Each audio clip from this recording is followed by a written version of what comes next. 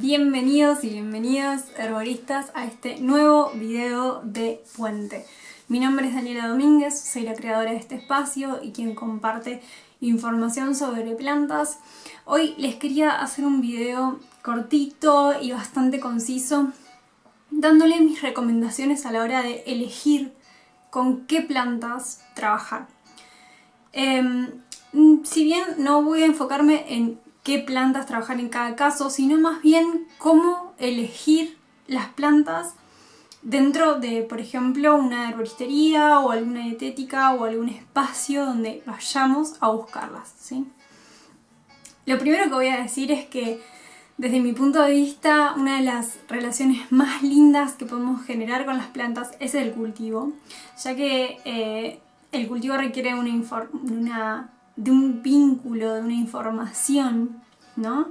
Que es tácita, que uno va decantando de la observación de la planta, ¿no? Que necesita, cómo crece, va viendo día a día cómo se desarrolla. Entonces siempre voy a invitarles y a priorizar el cultivo de las plantas, aunque sea en una maceta, en algo pequeñito, en algún lugar. No todas las plantas necesitan de cuidados muy excesivos, sino que hay muchas que se adaptan muy bien y que podemos tener y vivir la experiencia de compartir. Bien, si bien siempre les voy a incitar a que cultiven sus propias plantas, sé que muchas veces eso no es posible, entonces requerimos de un espacio, un lugar donde nosotros podamos elegir adquirir estas hierbas, ¿no? Entonces hoy quería compartirles algunos tips, algunas informaciones que pueden ser de ayuda a la hora de decir si voy con este lugar o no voy con este lugar.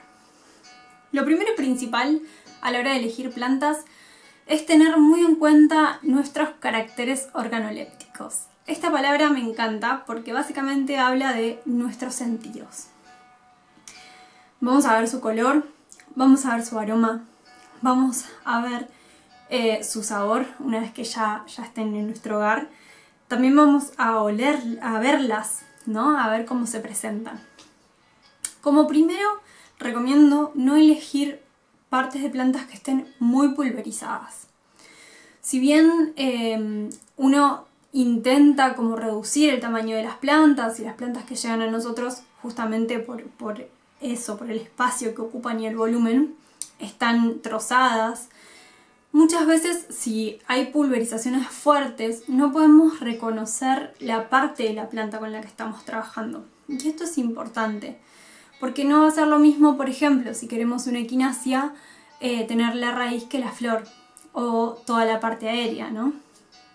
Lo mismo puede pasar con el diente de león. Entonces son plantas que utilizamos como medicina toda su contextura y no es lo mismo una parte que la otra, ¿sí? Entonces cuando nosotros encontramos y vemos en algún negocio, en algún establecimiento, plantas secas, en cuanto podamos ver, distinguir alguna forma de esa planta, mejor, porque nos va a dar un indicio primero de que esa planta es realmente esa planta, ¿no? Que está bien identificada, y segundo que estamos llevándonos la parte de la planta que buscamos, ¿no? También va a ser importante el color. ¿Y a qué me refiero cuando digo esto? Una de las cosas más importantes a la hora de elegir plantas es ver si el secado y la conservación de esas plantas fueron correctas. El secado y la conservación de plantas no es algo que no es algo súper difícil, pero sí es algo que hay que estar, ¿sí? Es necesario tener ciertas variables controladas, ¿no? Estas dos cosas van a determinar una buena conservación de la planta y por ende una buena conservación de sus principios activos, de su energía vital, de su esencia básicamente. Entonces, ¿qué quiero decir con esto? Un color de una planta seca que sea totalmente diferente al color de la planta viva nos va a marcar que este secado y este almacenamiento quizás no fueron tan óptimos, ¿sí? Si bien hay plantas que cambian mucho del secado, porque claramente no hay nada genérico en este mundo herbal, En general, si nosotros obtenemos un buen secado, el color amarillo de las caléndulas sigue siendo amarillo, el color naranja sigue siendo naranja, el color verde sigue siendo un verde intenso, ¿sí? Es muy raro que una planta con un correcto secado y almacenamiento tenga colores grisáceos, las veamos opacas, las veamos realmente... uno lo siente, ¿no? Realmente están como si fuesen transparentes, como si le faltara vida. Esto puede suceder mucho por algunas condiciones en estos dos puntos que les mencioné antes, como puede ser la exposición al sol, como puede ser la exposición a humedad y vuelta a secar. Básicamente la exposición al sol es una de las que más daña a las plantas, ¿sí? Entonces, otro dato interesante e importante a saber es que las plantas desde su cosecha hasta el momento que nos vinculamos con ellas, por lo menos yo recomiendo que sea en un periodo de un año, ¿sí? Después de ese año las plantas empiezan a perder vitalidad y bueno, ya no es tan recomendable trabajar con esas plantas, básicamente porque no van a estar tan presentes. Esto es algo que les digo y les menciono como importante porque muchas veces cuando nosotros compramos hierbas no sabemos cuánto tiempo desde la cosecha hasta que está llegando a nuestras manos transcurrió. No sabemos cuántas personas guardaron, ¿no?, esas plantas tampoco, porque puede estar guardada en el lugar donde nosotros estamos yendo a comprar, pero esa persona la consiguió en otro lado y así se va haciendo una cadena cada vez más extensa. Entonces, más adelante vamos a hablar de eso, pero desde mi opinión, y esto es algo que me parece que está bueno destacar, empezar a trabajar, más que nada quienes realmente nos dedicamos a trabajar con plantas, buscar productores y productoras locales, buscar directamente esa planta que está ahí, ¿no?, que existe, que es local, que crece en nuestra zona y que nosotros podemos con algún productor o alguna productora acceder a ella de una forma directa, ¿no? Eso es una invitación, un poco que más adelante en el video le voy a seguir abordando. Bien, otra cosa importante de ver es la forma en la que se ofrece. Pongámosle el packaging, ¿no? Esa planta está envasada desde mucho tiempo, está envasada en algún envase justamente bien cerrado o no, poroso o no. Cuando nosotros vamos a comprarla se envasa en algo intermedio. Eso son todas índices, son todas detalles, pero que hacen a una buena conservación de la planta, ¿sí? Una planta que está en un packaging cerrado, pero por ejemplo está expuesto al sol en una vidriera, en una vitrina, eso va a hacer que sus principios activos casi estén pulverizados, ¿no?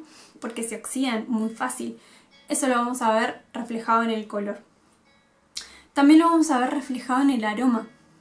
Si nosotros vamos a comprar una manzanilla, por ejemplo una menta, ¿no?, una melisa, plantas que son sumamente aromáticas y cuando las olemos no estamos recibiendo esa carga aromática, algo también nos está hablando de su conservación, ¿no? Esto quizás pueda parecer como muy básico, pero la verdad es que muchas veces lo obviamos, ¿no? Porque creemos en esto que nos están vendiendo, porque muchas veces el vendedor tampoco o vendedora tampoco conoce estas cosas y la importancia realmente que tiene el trabajar una arbolaria consciente, con plantas presentes, a una arbolaria donde la planta, justamente, que es nuestra principal personaje en este vínculo de dos, ¿no? No está presente, ¿no? Entonces, bien, el color, cómo se ofrece, si es local, el aroma, el sabor. Los sabores también son importantes y también determinan la calidad de una materia prima, ¿no? Si bien el sabor lo vamos a saber cuando ya esté en nuestro hogar esta planta, ¿no? Es muy importante reconocer y saber, por ejemplo, que plantas amargas, plantas picantes, por ejemplo. Realmente lo son. Según la graduación pueden ser más o menos. Pero que esos sabores tienen que estar, ¿sí? Muchas veces en algunos, no tanto en hierbas secas, pero en algunos productos, lo que se hace es endulzarlas o derivar el sabor, ¿no? O mismo nosotros, en nosotras, cuando vamos a consumirlas, decidimos endulzarlas o desviar el sabor que tienen.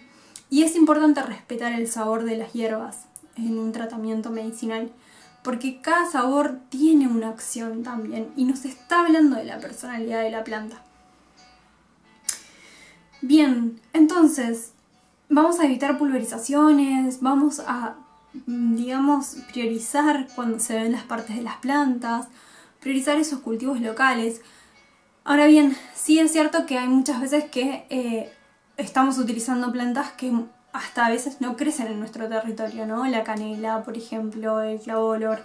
Entonces, en esos momentos es más importante todavía tener en cuenta estas consideraciones de secado y de almacenamiento. Algo que también me parece muy importante de mencionar es la sustentabilidad, dónde se cosechan, cómo se cosechan, cómo se cultivan, ¿no? Cuál es están tratadas o el espacio donde está a su alrededor recibe agrotóxicos o no, cómo es su cosecha, si realmente es manual o no, en fin, las prácticas que hacen a que esta planta llegue a nuestra casa, ¿no? Me parece algo muy importante de tener en cuenta también, porque muchas personas quizás hagan cosechas a campo y busquen plantas que son silvestres y también están ahí interrumpiendo y contagiando un poco el ecosistema, ¿no? Nuestro rol como herboristas es respetar ese ecosistema lo más que se pueda y intervenir siempre de una forma positiva en esos espacios. Y no todas las personas lo hacen y muchas veces nosotros apoyamos esas prácticas por el simple hecho de no saber que existen o por el simple hecho de no saber que son justamente las que estamos adquiriendo, ¿no? Entonces en este video quería invitarles un poco a ver esta totalidad de cosas. Quizás muchas sean detalles, pero van a ser a un resultado final, ¿no? Muy diferente a algún otro. Entonces esta es mi invitación, espero que les haya gustado este video, pueden suscribirse al canal, me ayudan muchísimo, pueden compartir este video si saben que a alguien les puede llegar a interesar y les puede llegar a ayudar, y también les recibo en comentarios algunas preguntas, dudas, si quieren que trabaje alguna temática en estos videos, en fin, aquí estoy. Les mando un gran abrazo y estamos en contacto.